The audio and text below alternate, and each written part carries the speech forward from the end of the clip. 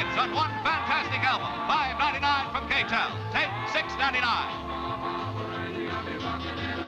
Hi, and welcome to episode 34, at least I think it's 34, of What Am I Listening To and Why. I'm sorry this one's taken so long to come about, but I've been struggling with some health things and I've not been able to make a video. But hence, here I am, back at it, trying my best for you. This is the show where I take the last 6, although this one I'm doing 7, since it's taken me so long to make it. The last 7 LPs I've been listening to, I'll shove them back on the turntable, tell you what I thought about them, and mark them out of 10. 5 being average, anything above 5 being above average, anything below, you know how it all works. Don't take it too seriously. I'm not a musicologist or anything like that. I'm just a guy who likes to listen to things and talk about them because I'm a massive narcissist. I hope you enjoy the show. Let's get down to it.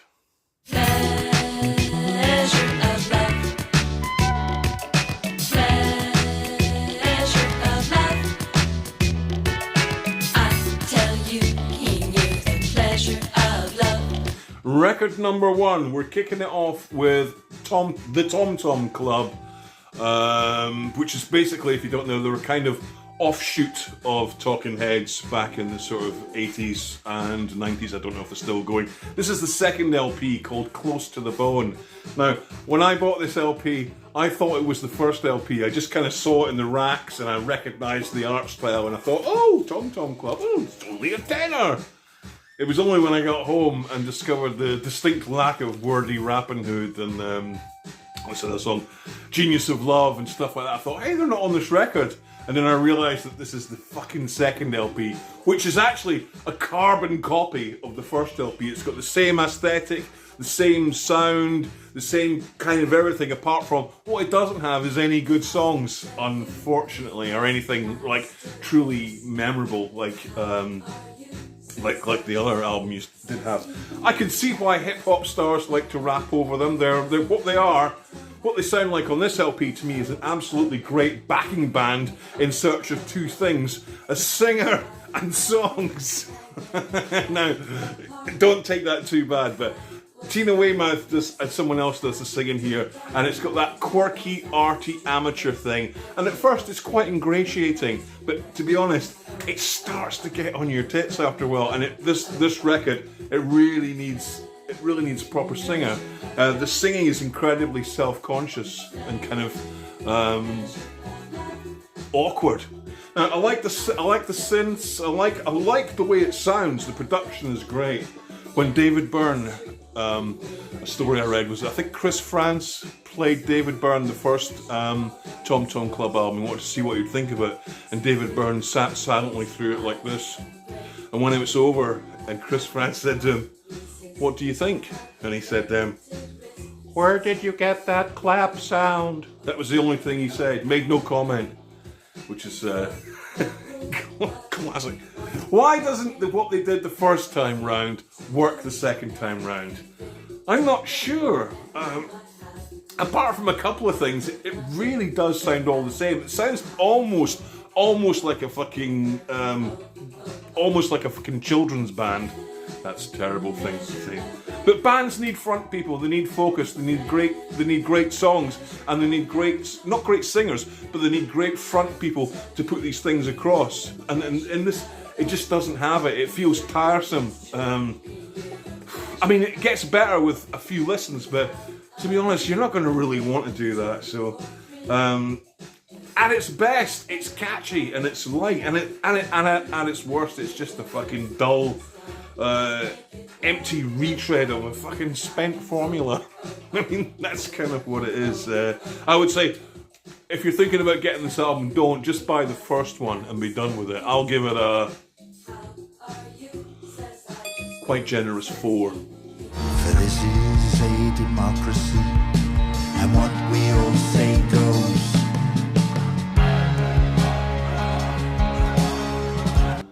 Record number 2 is this massive quadruple live Roger Waters album, from, what's it called? This Is Not a Drill. This has come out as a movie, concert movie, and I haven't seen the concert movie, so anything I say about this is purely going on the record, which is a fucking quadruple record, which is took a lot of listening, and I did it so you don't have to. Alright, I'm going to put my cards on the table. Huge Roger Waters fan, always have been. I've always thought he was the talent of Pink Floyd. Not that everyone else is untalented, of course they are, but I think Roger Waters is the talented songwriter. And that's what a fucking band needs, is a talented songwriter. Dave Gilmour is a fantastic player, but he ain't no songwriter, as the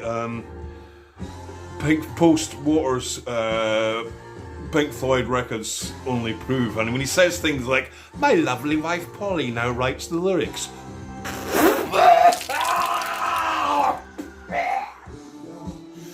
You can't have your lovely wife Polly writing the fucking lyrics for... It just fucking ruins it. It's a ridiculous thing.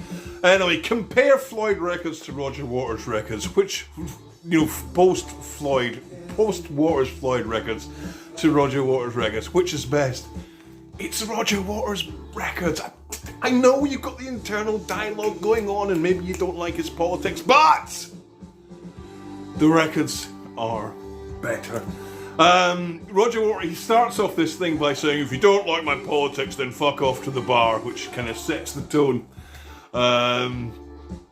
It sets the tone for the whole of the album. As I say, I've not seen the concert movie, so this is just on the record. There's far too much Floyd on here, in my opinion. He plays a lot of Pink Floyd songs, and I'd like to see a Roger Waters live album where he plays no Floyd songs whatsoever, because I think he's got enough material to do it. He could call the tour No Floyd or something like that. But there's too much Pink Floyd on here, and I think the press is a little quiet, believe it or not, and bass heavy, because I have to really turn it up to get any bump out of this record. And when I do, I get a fucking bass loop going on, and the room's like so. Yeah, I think maybe the press is kind of not all it could be. Compare this to the Wall 2014 or the In the Flesh. I don't know, how long can Roger Waters go on kind of regurgitating the same stuff? Even though he brings out good solo albums once every 10 years, I don't know how long he can keep bringing out live albums with the same, you know, a band that sounds like Floyd. The guitarist even looks like Dave Gilmour in this thing in the clips I've seen, which is incredible. He's in his 80s now. His singing voice sounds great up until he plays The Powers That Be and he suddenly gets that shaky old man voice. But yeah, I like it. I think Roger's, he's worth your time, he's worth your money, and this is a fucking lot of money, so I don't know if he is worth your money, but yeah. Solo stuff, Floyd stuff, the solo stuff's the best. The best track on this is a great version of The Bravery of Being Out of Range, which is, it's worth it for that, for me anyway. That's the track I keep coming back to. But how long can you keep doing this, and is it worth it? I think it's still worth it, and I'm going to give it a above average 6.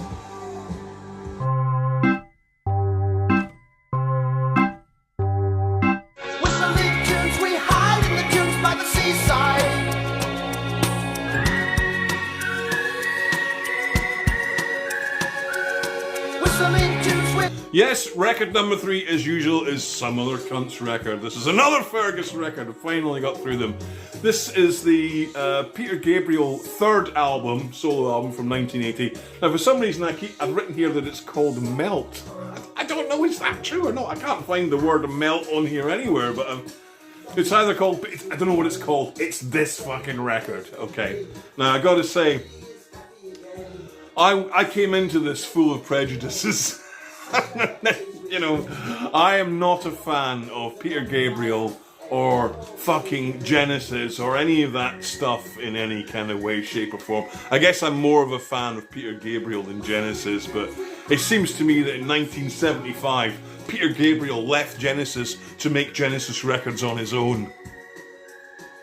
I don't know, I'm not an expert. I mean, it's better than Genesis, But, you know, a fucking bandsaw cutting through a corrugated iron fence, to me, is better than Genesis, so that's not saying much. Standout thing about this record, there's no cymbals on it, so it's produced by Steve Lillywhite. I don't know if that was his idea. What he should have said is, let's have no Peter Gabriel on it.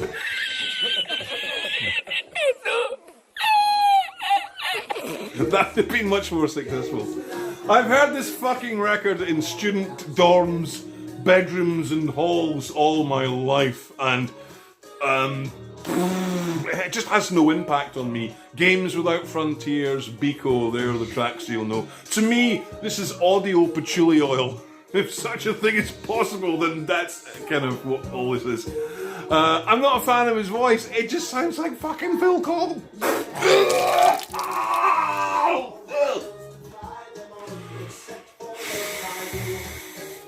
It sounds like Phil Collins to me. I know it's the other way around. Phil Collins sounds like Peter Gabriel, but that's the way it is. The only thing I've ever really liked of him, I liked when he did Sledgehammer and that kind of era. That's probably because of the video. Nowadays, when I think of Peter Gabriel, all I can think of him is this fat little idiot going around on a bicycle on a fucking stage. I want to fucking slap him. As I say, I went in with my prejudices. I listened to this 3 times. I maxed it out. I care for it not. I don't absolutely detest it, but if I never had to hear it again, I'd be cool with that. As I say, this is every student flat I've ever fucking been in, and I remember nothing. Happily, otherwise I'd be suffering from post-traumatic fucking stress disorder. Couldn't be arsed with it then, couldn't be arsed with it now. It gets a 3. Hey, if you're watching and enjoying this video, please do me a favour and share it around. It's only a click of a button. For Christ's sake, don't make me come down there, eh?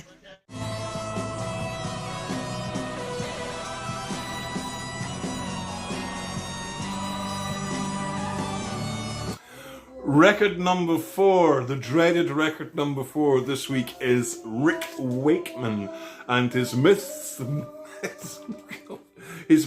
and legends of King Arthur and the Knights of the Round Table from 1975. Where do I begin with this piece of nonsense? Yes, Rick Wakeman from the band Yes, and a really great piano player and a guy who's been on billions and billions of pop records that you wouldn't believe. This is his own kind of solo stuff, which is just the most overblown drivel. The myths and legends of the Knights of the Round Table and some other fucking cunts. It's one of the most stupid, pointless, worthless, overblown exercises in farting that I have ever kind of listened to. It's a progressive rock. There's a lot of prog on this week's show. Supposedly a prog rock album from the classically trained Rick, who wrote this after having 3 heart attacks when he was in hospital. Oh shit, I just dropped it. He had 3 heart attacks. Excuse me. After doing his previous album, Journey to the Centre of the Earth. And then he had 3 heart attacks, went into hospital, and came out with this. He's not learning anything. It's full of huge orchestras and banks of singers, and and there's an English rock band, the Grumbleweeds, who are doing all the kind of music. Now, I don't know. No one has misjudged the zeitgeist for 1975 in a more spectacular way than Rick Wakeman kind of putting this thing out at the same time as the Sex Pistols were happening, and that was all in embryo. And a story, I can't remember who told it. It might have been Malcolm McLaren, it could have been John Lydon, saying that they were in the A&M record offices and they saw a letter on the desk from Rick Wakeman, saying that either the Sex Pistols went or he went. So I guess the Sex Pistols went, I don't know. I laughed out loud quite a few times listening to this, especially the start of it when it starts with Arthur, King of the Britons, which I thought it was a fucking Monty Python record. Anyway, to do the live show with this, he decided to put the whole thing on ice. So I think he actually toured with a Rick Wakeman, Arthur and Knights of the Round Table on fucking ice with the band and ice skaters, where he proceeded to have another fucking 12 heart attacks trying to make that work. I often wonder, did he know what he was fucking doing? If this had been a film score, it would be fine, because it's got, you know, all the ups and downs. It sounds like a film score. If it was working in a movie, it'd be fine, but as a fucking solo record, it's a bloody nightmare, and it's just simply not worth it. And what his fascination, I mean, I don't know about you, but for me, heraldry is not what I'm looking for in my fucking rock and roll music. There's heraldry and there's rock and roll music, and never the fucking twain should meet. And if they do, this is the fucking result. And all I can say is avoid, avoid, avoid. Rick Wakeman's disastrous Myths and Legends of Arthur and the Knights of the Round Table gets a massive, just for the fucking balls of it, 2. I followed you into a show. The band was playing rock and roll. The rock said. Record number 5. This is at the same time as Rick Wakeman was releasing his Myths and Legends of the Knights of the Round Table. This was happening somewhere else down in Canvey Island. This is Dr. Feelgood with their debut album Down by the Jetty, recorded in mono. I don't know why, but this is the antidote to the whole Rick Wakeman thing. If you had any sense, you were getting with this and not with that. This is the original Dr. Feelgood lineup, which is Lee Brillo, Wilkie Johnson, John Sparks, and John Martin, the big figure, the full gamut. Laying out their fucking stall during the kind of pub rock era. Pub rock was a kind of small scene that was happening in, you know, in London South, with kind of R&B bands giving it maximum biff. Ducks Deluxe, Brinsley Schwartz, Eggs Over Easy, Kilburn and the High Roads, and the kings of it all. To my mind you, what do I know? But to my mind, the kings of it all, Dr. Feelgood. This is in-your-face, brilliant R&B in the true sense of the word, not the kind of nonsense that you hear these days. It's a high-quality, low production, I would say. Sounds like it was recorded in the back of a van at 7 o'clock in the morning when everyone's been up all night. But in a good way. This record smells of beer-soaked carpet and fags. It doesn't actually, but it's, you know, you get what I'm saying here. This is the real fucking deal. Great R&B, mostly original songs, mostly great. There's a couple of covers on here. They do a cover of Tequila. I don't know why they do that. They could have left that off here. This is the record that Clem Burke, when he was in the UK, Clem Burke from Blondie, he picked this album up and he took it back to the lofts in New York, and everyone was listening to it over there. And it was a huge influence in the same way that the Ruts album was picked up by Henry Rollins, and he did the same thing, kind of, you know, it had something to do with the American scene, is what I'm saying. There's still a version of Dr. Feelgood going, treading the boards, but avoid, that's today. Avoid, that's today's thing. The version of Dr. Feelgood that is going today has not one original member and has nothing to do with the original band, and I don't know how the fuck they get away with it, but they're like a cruise ship fucking blues band. They're absolute trash. Do not go and see them. They are nothing to do with proper this. I was looking at a video of them online playing a gig in, I think, 2022 or something like that, and it was just lame shit.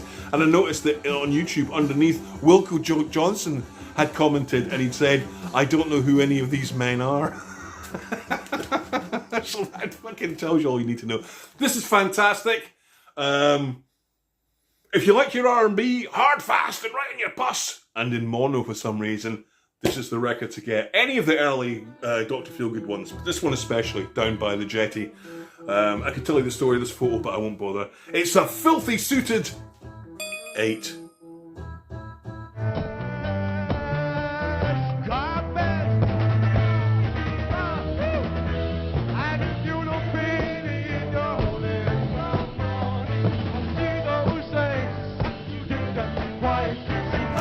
Record number 6 is Spirit with the Spirit House. A wee bit loud. Oh! Record number 6 is Spirit with the 1975 double LP Spirit of 76. This is a more kind of proggy psychedelic stuff. This is a sort of psychedelic LA band formed in 1967. Now, never in a million years would I have listened to a band with a name called Spirit, because it sounds like a load of old hippie pish. Well, it isn't really at all. This is absolutely absolutely very good. Bloody God! No, it's really good. And I kind of stumbled on this band after buying a cheap best of. And discovered that I liked a few tracks on that, and then I went a little deeper, and then I came onto this album, which I pretty much adore. This is proper counterculture to me. Proper art rock counterculture that hasn't disappeared up its own butt. It's got a lot of humour, and it makes a lot of fucking very subtle musical and political points going on throughout this whole thing. Every time I put it on, I end up playing it all the way through from start to finish, which I very rarely do with anything. It's brilliantly meandering, unfocused, and all over the place, but in a wonderful way. It's everything the Brian's Jonestown Massacre wish they were, but never fucking could be, because they just ain't got it in the same way as this band do. It's incredibly unpredictable musically, not just from song to song. It's unpredictable from within the songs of what even's going to happen next. There's some incredible kind of cover versions. They do Hendrix and Dylan and stuff, but for some reason them doing it makes it even better. There's a wonderful version of Like a Rolling Stone on here, which is so fucking delicate. You could crush it like a flower, but I absolutely love it. The opening track is a mashup of America the Beautiful, which leads into The Times They Are A-Changing. They sort of do those songs together, and the way it's done, I think, is something that would upset the Republican Party very much, even today. I can't tell you how much I like this record. This has been on, I mean, I say that I give everything 3 plays. This has had at least 30 plays in the last few weeks, and it's a double album, and I've played it all the way through, and that's how much I like it. And every time I hear it, I like it more than I did the last time. It's like a movie. It's such a cliche, isn't it, Peter? Yes, it's a cliche. It's like a fucking movie when I put it on. I can just close my eyes and go there. Love it so fucking much. Couldn't live without it. And I've got a lot of other Spirit LPs, and I love most of them as well, but not in the same way that I love this one. Spirit, the Spirit of 76. I can't recommend it highly enough, and I'm going to give it an 9. Farewell, blue dots. How many light years have we got? Computer point us to Mars and prepare for the slingshot. Check the condition of the crew. The last album tonight, this has almost been a prog special, almost, apart from a couple of albums, is another piece of prog. This is a piece of post-modern prog, I would say, from a band called Henge. This is their 4th LP, and it's called Journey to Voltus B. I don't know if you get things that are much more prog rocky than that, but it is that. It's, as I say, it's postmodern prog rock. It's entirely aware of itself. They call their form of music cosmic dross. Now, I defy anyone to not be interested in a band that defines their own music as cosmic dross, and that indeed is what drew me to them, and it kind of is exactly that. It's prog. It's not really guitar based. It's more synth based and really out there, spacey kind of thing. It's beautifully packaged. You see the record, it's a lovely splatter green vinyl, which I don't really go along with, but for this kind of thing, absolutely, and it's very beautifully made. They've been going for 10 years. They've got 4 albums and tons of EPs. I've heard none of them, and I will probably investigate them a bit, because I do like this. There's a lot of instrumentals on it, a lot of keyboard instrumentals, and I was asking myself last night when I was listening to it, if this was Rick Wakeman, if this was a Rick Wakeman album, would I be fucking, spitting on it? But just because it's not a Rick Wakeman album, I'm kind of liking it. There's maybe some mileage in that. Synth heavy. The thing's a concept album. It's got a story. It's something to do with flying to a planet called Voltus B, which sounds like an ointment for fucking hair remover or something. Side A is The Journey. You know, like there's a story in the music, and side B is arriving on Voltus B. Not that anyone gives a fucking shit. I will say that it's got quite a good thing on side B where it has two different versions of side B. There's two grooves on the record, so whichever groove you put it down on gives you a different version of the second half of the album. Now, if it was completely different, I would say that was fucking great, but it's not. It just has some different commentary bits at the end of the songs and stuff, so it's not entirely different. I mean, kudos to them for doing it, but they could have made it really different. And I do think that the second side, because it has a lot of grooves, you can look at it, they're very crushed together. I think the sound is a little bit crapper on side B, but whether I'm just imagining that or I don't know.